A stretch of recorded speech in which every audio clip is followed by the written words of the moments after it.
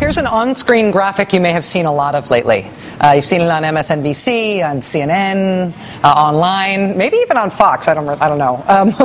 But this is the graphic that has been all over the place, and it is the shorthand version of telling the story of this month's Rush Limbaugh scandal. These are all the companies that have said they are dropping their advertisements from Rush Limbaugh's conservative radio talk show since the start of this latest Rush Limbaugh is outrageous controversy.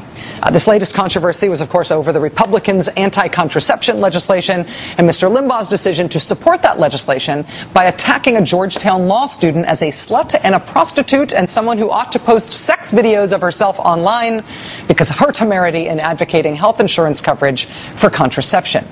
All of these companies used to advertise on the Rush Limbaugh program, and now they do not. And unless you listen to the Rush Limbaugh program, there are probably a bunch of these companies up here that you've never heard of before, that you've never seen the logo before, that you've never seen displayed on television, described, or even referenced. But now these companies are getting probably 98% positive national attention for rejecting their sponsorship of Mr. Limbaugh's program in the wake of his comments that horrified just about everyone, even if you agreed with his underlying political position. Now, this is a lot of advertisers, so maybe let's look at them one by one, yeah? It's a lot of advertisers to lose. And Mr. Limbaugh has lost a couple of radio stations already that carried his program.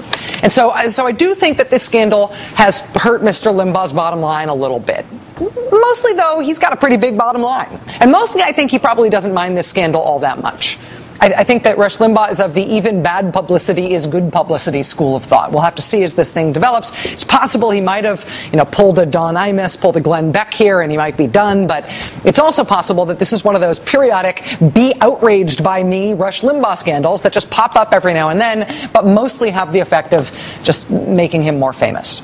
Can we put up some of those sponsors again? The sponsors list? Thank you. Feast your eyes on that. For these companies, their role in this scandal has turned out to be positive, right? They are famous for a positive reason now. And perhaps more importantly, because of Mr. Limbaugh's singular role in Republican Party politics, even if this scandal does not hurt him or his radio show, it can hurt Republican politicians who can't bring themselves to criticize Mr. Limbaugh because they're afraid that he'll criticize them back. And so because of their fear of his power over Republican-based voters, some Republican politicians end up not condemning, if not implicitly endorsing his comments, and that can hurt them very much. Ms. Fluke, and the rest of you feminazis, here's the deal. If we are going to pay for your contraceptives and thus pay for you to have sex, we want something for it. And I'll tell you what it is. We want you to post the videos online so we can all watch. I'll just say this, which is, it's not the language I would have used. My campaign is about jobs and the economy and scaling back the size of government, and I'm not going to weigh in on that particular controversy. Nothing to say. I don't want to talk about it.